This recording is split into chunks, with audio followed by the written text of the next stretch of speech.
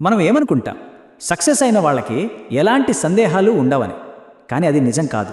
ధోని లాంటి గొప్ప ప్లేయర్ అయినా, ఒక గొప్ప కళాకారుడైనా అందరూ సందేహపడతారు. మరి వాళ్ళకి మనకి తేడా ఏంటి? వాళ్ళు ఆ సందేహాన్ని చూసి భయపడరు, దాన్ని ఒక సిగ్నల్గా వాడుకుంటారు. ఇక్కడ చూడండి, రెండు దారులున్నాయి.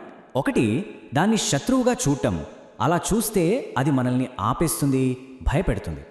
కానీ రెండో దారి దాన్ని ఒక దిక్సూచిగా చూడటం, అప్పుడు అది జాగ్రత్త, నువ్వు చేయబోయే పని కొంచెం కష్టమైంది, ఇంకొంచెం ప్రిపేర్ అవ్వు అని మనకు హెల్ప్ చేస్తుంది. ఈ రోజుల్లో మనందరికీ ఉన్న పెద్ద సమస్య పర్ఫెక్షన్. ప్రతిదీ పర్ఫెక్ట్గా ఉండాలి, పర్ఫెక్ట్గా మొదలవ్వాలి అనుకుంటాం. ముఖ్యంగా సోషల్ మీడియా వల్ల ఈ ఒత్తిడి ఇంకా పెరిగిపోయింది. ఇది మనల్ని ఏ పని మొదలుపెట్టకుండా ఆపేస్తుంది.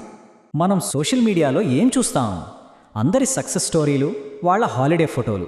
కానీ ఆ ఒక్క ఫోటో వెనుక వాళ్ళు పడ్డ 99 ఫెయిల్యూర్స్ మనకు కనపడవు, అంతే కదా? వాళ్ళ పర్ఫెక్ట్ రిజల్ట్తో మనం మెస్సీ బిగినింగ్ని పోల్చుకొని మనల్ని మనమే తక్కువ చేసుకుంటాం. ఇది అచ్చం మనం బిర్యానీ వండినట్టే. మొదటిసారి చేసినప్పుడు అది పర్ఫెక్ట్గా వస్తుందా? ఛాన్సే లేదు. కొంచెం ఉప్పు ఎక్కువో తక్కువో అవుతుంది, లేదా కొంచెం మాడిపోవచ్చు. అంత మాత్రాన మనం వంట చేయడమే మానేస్తామా? లేదు కదా.